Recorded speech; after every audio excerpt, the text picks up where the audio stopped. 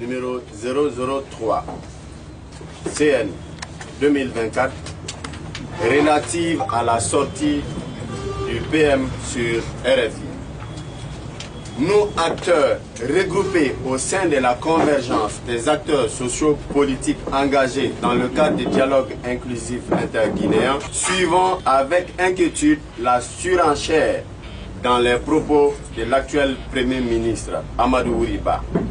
Vu l'interview du nouveau Premier ministre tenu le 12 mars 2024 sur la Radio France Internationale relative à une éventuelle évolution de la durée de la transition jusqu'à la fin de l'année 2025, dans laquelle il déclare « L'objectif est de réaliser l'élection du référendum constitutionnel avant la fin de l'année 2024. » Et d'ajouter « Je pense que 2025 est une bonne période pour couronner l'ensemble du processus.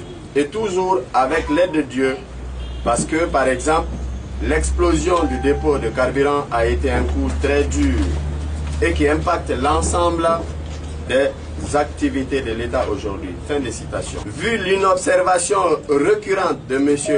Amadou Wuri Ba des décrets du président de la transition relatifs à la mise en place du cadre de dialogue et de ses organes ainsi que des 35 résolutions du dit cadre, vu le refus délibéré de M.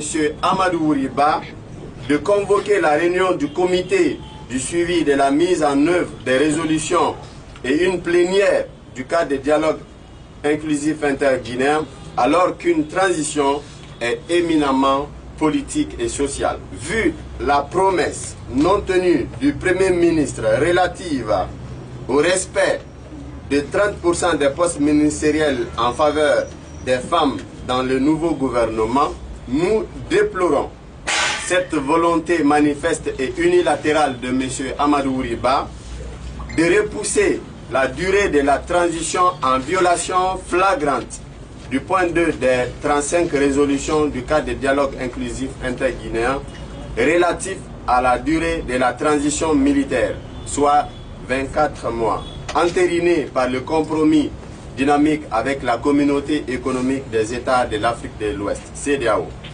Nous nous insurgeons contre ce cynisme politique de la part du nouveau Premier ministre qui claironnait autrefois par médias interposés sur la gestion opaque de la transition alors qu'il était bien représenté dans tous les organes du cadre de dialogue inclusif interguinéen. Nous ne cautionnerons pas ces braquages politiques en plein jour de nature à engendrer encore plus de soubresauts politiques et sociaux dans le pays.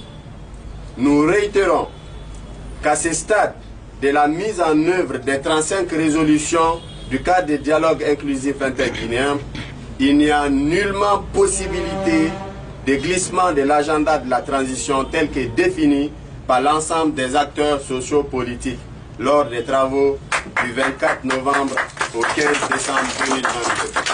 Nous, acteurs sociaux-politiques, regroupés au sein de la convergence des acteurs sociaux-politiques impliqués dans le cadre de dialogue inclusif interguinéen et présents dans tous les organes du dit cadre, réaffirmons que ces délais